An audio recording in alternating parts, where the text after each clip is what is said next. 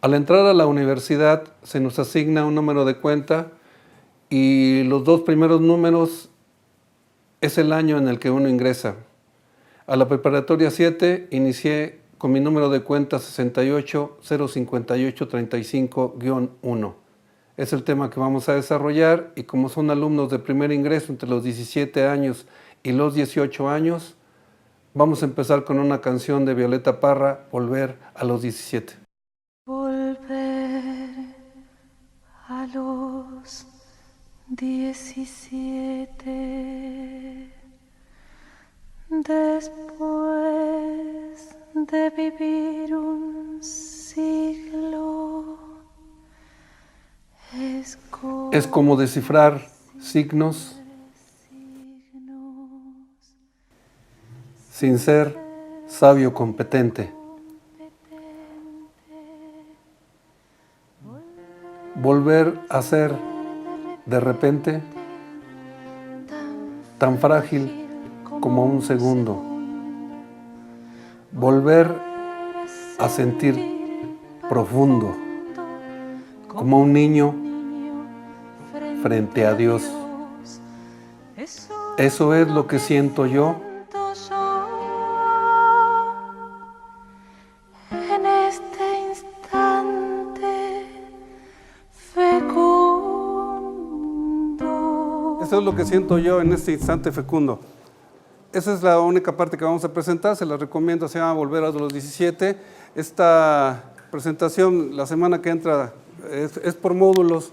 Vamos a utilizar módulos para que si quieren ustedes al finalizar pueden haber preguntas de lo que se les quede pendiente. Bueno, entonces el primero de quien vamos a hablar es de Iván Illich. Les voy a decir, a los 22 años, él es austriaco, dominico. A los 22 años tenía 3 doctorados ya.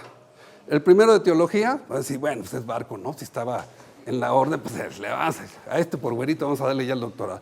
Pero aparte tenía el doctorado de matemáticas y el de física. Y curiosamente se vino a México. A México, ¿por qué? Le dice, ¿por qué? Dice, porque aquí sí me dejan trabajar. Nadie me pela. Y él tiene una información valiosísima. Fíjense bien. Si es una sociedad como la occidental, como la globalizada que ahora tenemos, eso lo dijo en 74. Si una sociedad está basada en el progreso, es imposible, en el caso de la medicina, que esa medicina cure. Porque esa medicina solamente va a ser el negocio. Dice, caray, ¿qué razón tiene? Poner un hospital es poner un negocio. ¿De acuerdo? Entonces no se busca la salud, se busca que el negocio sea rentable. ¿De acuerdo? Se paró el mundo, este mejor que... No lo van a escuchar. A él no lo van a escuchar. Puso de cabeza la educación, como se entiende, puso de cabeza el sistema de convivencialidad. Las ciudades nos van a llevar a la locura, ¿o no? Nos llevan a la locura por el tiempo de ida y de regreso. Y entonces este hombre prefiere México para vivir. Termino con una frase valiosísima de él. Si México deja de tener sus tianguis y sus mercados, deja de ser México. Lo mejor que tiene este país son sus tianguis y sus mercados. Por eso les dije yo, están desapareciendo las hierbas. Por eso me tengo que vestir de mesero para que vean que todavía no desaparecemos los hierbas. El chisme que les iba a decir. Bueno, es chisme más o menos. Conozco 2 ciudades muy bien por circunstancias que me ha llevado la vida. No me le ha abierto la vida cuando he tenido oportunidad de vivir en otro lado, que es París y Buenos Aires. En París y Buenos Aires hace 25 años, porque es muy semejante, los argentinos siempre dicen que son los europeos de América. Son sangrones, eso no se les quita. Entonces ellos, en París y Buenos Aires, todas las farmacias, fíjense bien, todas las farmacias tendrán servicio de homeopatía, de alopatía, la medicina de patente, y hierbas. Entonces iban, lo que ustedes prefirieran, tengo el estómago, tengo vómitos, hierbas, igualito en Buenos Aires. Ustedes iban a ir, ¿qué es lo que quiere usted? Aquí está. Bueno, en París y en Buenos Aires solamente hay una farmacia en cada ciudad de ese tipo. Ya se acabó. ¿Me entienden? Pero bueno, yo ya puedo decir que yo ya me la pasé a todo dar. ¿Por qué? lo conocía él, y luego el que viene. Jesuita, a lo mejor ustedes saben la importancia de la que han sido los jesuitas, incluso en la educación. Casi se parecen a los Pumas, pero no es para tanto. Entonces, Enrique Maza, un mexicano excepcional, que me enseñó dos cosas fundamentales. Fíjense bien, sacerdote, siempre hasta el final de sus días lo practicó, el sacerdocio. Dos cosas fundamentales. Una, fíjense bien, la fragilidad del ser humano implica dos cosas. La primera, en cualquier momento se los puede cargar el payaso. ¿Sí saben por qué se le dice cargar al payaso? Porque en los rodeos americanos, cuando llega el payaso, que están bien jodidos, ya los carga el payaso, por eso se dice que los carga el payaso. En cualquier momento pueden tener un accidente y se acabó la vida.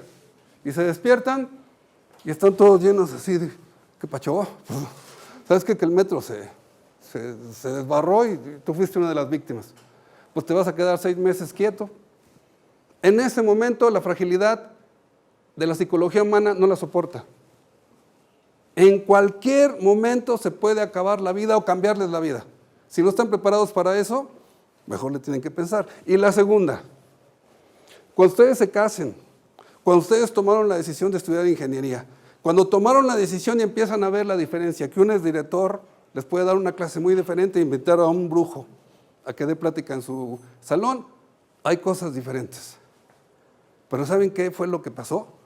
Decía Enrique, lo hicieron con toda libertad. Nadie les dijo, vete a estudiar ingeniería, hay de aquel que lo obligaron. Porque así va a ser cuando ustedes se encarguen un hijo, así va a ser cuando se casen, así va a ser cuando se divorcien. ¿Saben qué es lo que se lo relleva a uno la rechinconflies? Que fue en libertad, nadie los obligó. Y claro, se pueden inventar que fue por amor, que fue por cariño, porque la embarazaron, X. Pero nadie los obligó. Y eso se siente bien gacho.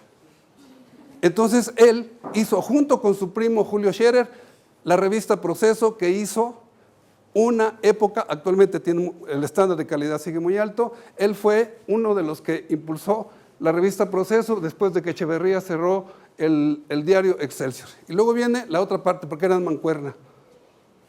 Vicente Leñero. Lo que vean de él es dramaturgo, novelista. Pero aparte otra cosa, ¿qué creen? Ingeniero. Ah, no, chingada, pues digo tanto, pues sí, ¿qué le podemos hacer? ¿No? Ahí está la huella. Y entonces Vicente Leñero tiene un libro extraordinario que se lo recomiendo, se llama La gota de agua, que es fascinante la manera en cómo dice que el principal paisaje que tenemos en México son los tinacos, y los tinacos son bien feos. Si ustedes van a las ciudades bonitas de Europa, Estados Unidos, no ven tinacos. Y entonces se llama La gota de agua y es una delicia. Todas sus obras, todas sus novelas, su teatro es de primerísimo nivel. Pero aquí hay un problema.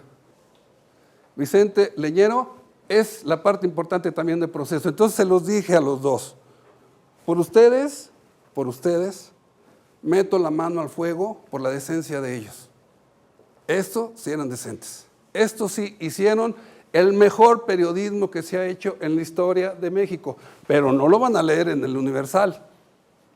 Esto los digo yo, ¿de acuerdo? Porque ustedes de pronto van a decir, bueno, ¿a poco sí? Muy chido. Sí, pues pásenle, pueden leerlos, pero nadie se los va a recomendar, porque son refulgentes, son faros que brillan. Y ustedes tienen la obligación con respecto a lo que decía, una invitación a un brujo en una facultad de ingeniería para que hable de su proceder, de parte de un ingeniero. Ustedes tienen la obligación de buscar a la gente que produce luz, ¿de acuerdo?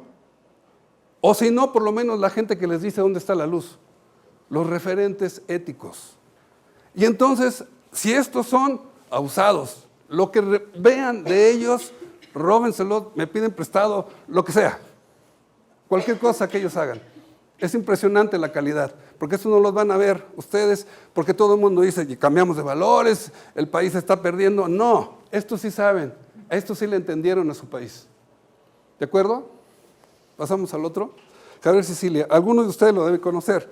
Él fue de la parte de la formación que tenía Iván Illich ahí en Cuernavaca, y él es el único que ahora dice, él tuvo que entrarle a dar su posición de lo que es el país, porque le mataron un hijo, alguno de ustedes deberá conocer parte de su historia, le mataron un hijo y él establece, es el único, fíjense bien, es el único que dice que México no tiene solución hasta que podamos enfrentar la tragedia de este país, que los políticos están hasta acá con el narcotráfico.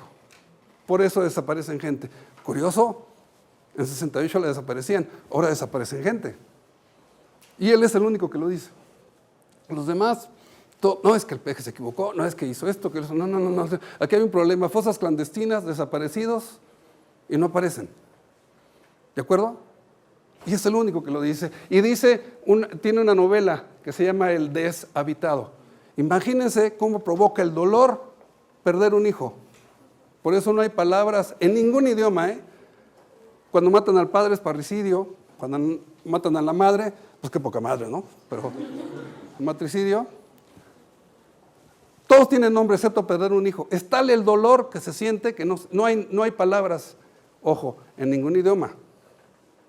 En ningún idioma lo hay. Por eso hace la novela El deshabitado. Se salió y él dejó de escribir poesía. ¿De acuerdo? Bien, el siguiente. Miguel León Portilla. ¿Alguno de ustedes, por favor, quién leyó La visión de los vencidos? Nadie. Vaya nada más, Lobo. Vaya siquiera. Lo tiene en la universidad como la biblioteca del estudiante. Y yo digo, pues lástima que lo puso de clásico, por eso nadie lo lee, ¿no? Pero resulta que el maestro León Portilla se muere, 28 honoris causa, 28. Daba clases aquí en el Instituto de Investigaciones Estéticas en náhuatl. De los 80, el último grupo que se pasó un año enfermo y finalmente ya murió hace poco, y se deben haber enterado. Solamente tenía 3 estudiantes mexicanos, los demás todos extranjeros venían a apuntarse, pero los extranjeros aprendían náhuatl. ¿Alguno de ustedes ha intentado leer náhuatl? No les interesa. Y entonces, vean ustedes la maravilla. En el féretro está la bandera de México, la universidad y los indios. La tragedia de este país, que entre otras cosas su medicina está desapareciendo, la que yo represento. ¿De acuerdo? Entonces el maestro, simpatiquísimo, era un ser humano extraordinario. Les cuento una anécdota. El director de la facultad, no le tocó a Lobo, porque Lobo después ya hizo maestría de filosofía en Nietzsche, después lo invitan y van a ver qué clase da. Ya ves, te dije que ibas a aparecer. Francisco Larroyo era el director y él aprendió con el padre Ángel María Garibay, aprende todo lo que es la filosofía náhuatl. Entonces le dice el padre, porque era padre, Ángel María Garibay, le dice, lo primero que usted tiene que hacer para que sepa si hay filosofía o no es aprender náhuatl. Y entonces él le enseña náhuatl. Aparte, claro, sabía griego, latín, era multilingüe el maestro. Entonces le dice, se empiezan a burlar de él en la facultad de filosofía y decían, algo que estarás de acuerdo, Lobo, aquí hay gente especialista en Kant, pero no saben alemán. Entonces le dice, usted tiene que aprender. Ah, bueno, está bien. Se empiezan a burlar de él. Y había uno que daba estética, que le decían el Marqués, y se burlaba de él en los pasillos, se burlaban de él. Entonces el padre Garibay, que era la autoridad, en un simposio le dice a Francisco Larroyo, el director, le voy a presentar, al que daba estética, el Marqués le decíamos, le voy a presentar a un idiota. Y voltea al Marqués, así volteando a la casa, no sea mamón, o sea, ¿qué trae, no? Le voy a presentar a un idiota. Ah, bueno, pues preséntemelo. A ver, León Portilla, ven para acá. Y voltea al Marqués, ¿qué me lo? Digo, y le dice el padre Garibay, ¿usted sabe algo de indios? Y dice al Arroyo, no, pues qué voy a hacer. Entonces cállese. Y entonces él apoya que a los indígenas tenemos que darle su pertenencia como pueblo en el artículo 2 de la Constitución. Y él apoya los acuerdos de San Andrés Larra y Sar. De pronto él se muere y como que nos sentimos un poco en la orfandad.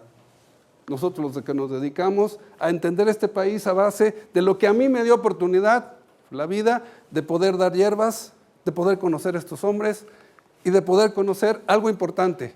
Fíjense bien, la presencia de Dios. De los anteriores, excepto él, todos son creyentes, bueno, 2 de ellos sacerdotes, ¿no?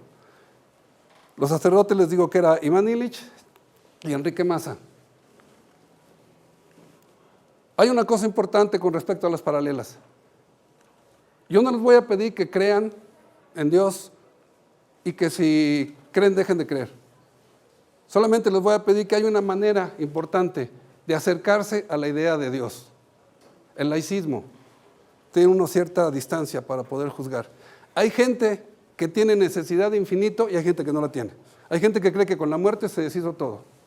Hay gente que cree que parece que vine a hablar aquí con el alma y la vida, decía mi abuela, y que no queda nada. Pero a lo mejor queda en alguno de ustedes una conciencia. ¿De acuerdo? Entonces, se acaba la presencia física, se acabó todo. Pero hay otros que no, que lo llevan en paralelo. Y esa es la creencia en Dios. ¿De acuerdo? No estoy hablando de la Iglesia Católica, ojo, estoy hablando de Dios. ¿De acuerdo? La paralela, la necesidad del infinito. ¿Otros no lo quieren? No lo quieran. Pero eso es cosa importante. ¿De acuerdo?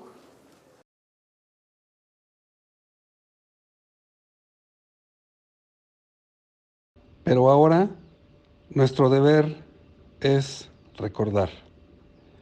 Es recordarlo todo para que algún día los seres humanos se liberen de la obligación del recuerdo.